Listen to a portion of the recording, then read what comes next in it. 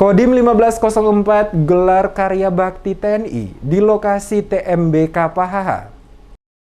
Kodim 1504 Pulau Ambon dan Pulau-Pulau Lease menggelar beberapa kegiatan karya bakti TNI sebagai wujud nyata pengabdian untuk rakyat. Salah satunya melakukan kerja bakti di lokasi Taman Makam Bahagia atau TMB KPHH Ambon. Komandan Kodim atau Dandim 1504 Pulau Ambon dan Pulau-Pulau Lease Domingus Somokil yang juga hadir sekaligus memimpin karya bakti pembersihan TMB semester 2 tahun 2021 pada Selasa 28 September 2021 di TMB yang dihadiri oleh personil gabungan TNI. Terdiri personil Korim 151 Binaya, Kodim Yonif 733, Densipur, dan Tagana Kota Ambon. Dandim saat diwawancarai tim Demes Media Group tentang kegiatan yang dilakukan menjelaskan, pelaksanaan kegiatan ini merupakan salah satu program kerja bakti yang harus dilaksanakan. Sasaran kegiatan kerja bakti ini ada di beberapa titik kata Dandim, di mana ada kegiatan yang juga telah diselesaikan dan dikerjakan oleh anggotanya, yakni membantu menyelesaikan salah satu rumah warga yang terkena angin besar di Halong. Dan yang sementara dilaksanakan yakni pembersihan TMB, di mana lokasi ini ditempati para prajurit yang meninggal sebagai bentuk penghargaan yang telah lama tidak dibersihkan,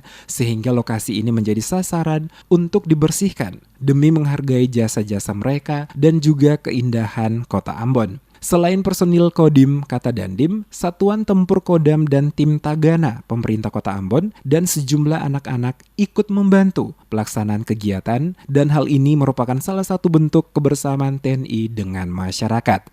Itu salah satu program karya bakti yang memang harus kita laksanakan, dan sasaran yang kami pilih ada beberapa titik. Yang pertama itu kita sudah menyelesaikan pekerjaan salah satu rumah yang terkena bencana angin besar ya badai di daerah Halong.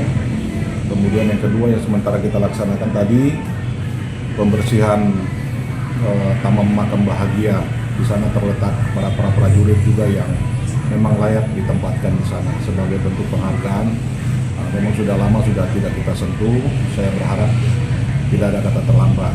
Marilah kita memulai untuk juga di samping menghargai mereka, jasa-jasa mereka, di samping itu juga untuk keindahan kota. Dalam kesempatan ini juga, Dandim meminta warga masyarakat untuk selalu merawat lokasi yang telah dibersihkan, sehingga tidak terlihat sampah dan kotoran lain seperti sebelum pembersihan dilakukan.